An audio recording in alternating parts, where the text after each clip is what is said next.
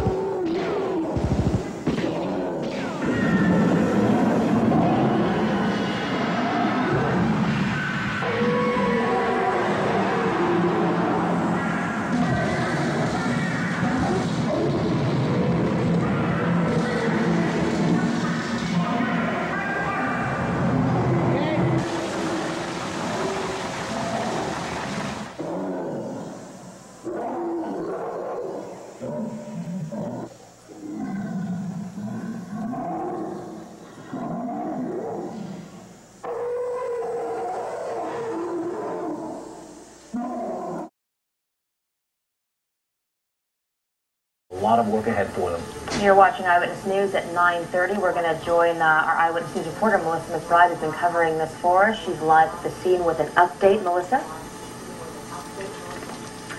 She was at the command post, and we just got out of a press conference where they were trying to save hundreds of videos. Now, from what we understand from Universal, those videos that have been damaged, those are replaceable, and this is not the same thing as the film vault. The actual reels of film, those are safe. This was a video vault that burned. This caught fire after the King Kong building was destroyed, and also Courthouse Square. Now, these are areas where they've shot a number of movies, a number of television shows. One of the ones that comes to mind is Back to the Future. They've also been shooting The Ghost Whisperer over there, Bruce Almighty. After a fire ripped through the studio and theme park, as news cameras were allowed in to take a look, the land of make-believe was coming to grips with reality. More than 3 acres of this famous studio lot have been destroyed. The New York streets were lost. The King Kong attraction was lost. The part of Courthouse Square was lost. Evidence of lost archives were also everywhere. Burnt film spools and film cases littered the ground where a video vault once stood. Possibly in the rubble, film and video clips from TV shows like Miami Vice and I Love Lucy. Universal says it has duplicates of everything it lost, and that it will rebuild the parts of the studio that were destroyed by the fire. Now, according to our partners at the LA Times, this won't be the first time they've had to rebuild a set here after a fire. After a 1990 fire, they also had to rebuild that New York set. Now, earlier today, they did let guests back into the park, but as Jamie Chambers reports, many of those guests may have been confused about what was part of the famous tram tour here and what wasn't. The fire Sunday morning also destroyed a fan favorite, the King Kong attraction. You're not going to be able to see King Kong, you're bummed? I'm very bummed. That was the point of coming here. Thousands of videos were also destroyed, but fortunately there were duplicates of them. 9 firefighters and a sheriff's deputy suffered minor injuries fighting the fire. It was contained to the back lot but burned for 12 hours while low water pressure hampered crews' efforts to put out the flames. A Universal Studios official says it's too soon to say whether King Kong and the other attractions would be replaced by new attractions.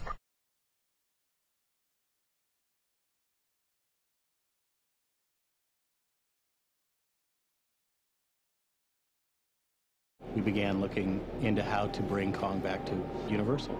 It's many years later, it's time to reimagine Kong in a different way. It's time to bring him to the public in a way that's never been done.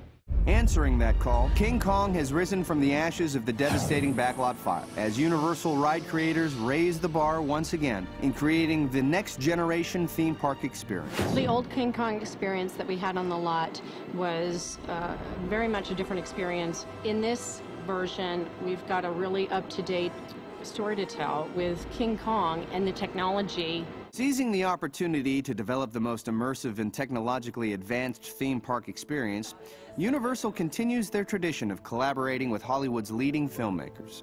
We reached out to Peter Jackson and on a video conference, and the conversation went something like, we got this idea to do an attraction, and boom, he was gone. He just started going with it and had already formulated ideas like he'd been thinking about it for years. It was almost like he already had it in his head. The central idea of the attraction is a dinosaur attack on the tram, which is pretty exciting. And we get to rock the tram backwards and forwards. At different times they're rolling over the top of the tram, and so you're going to feel these huge creatures bumping and the tram shuddering, all in synchronization with what's happening on the screen. So when the dinosaurs are banging into the tram or trying to push the tram over, the tram is getting shoved and pushed around physically, and you're feeling those effects. We're very confident that it's the largest, most intense 3D experience on the planet. That was the intention going in, to create an enormously spectacular and immersive 3D experience, and we're pretty confident we've done that.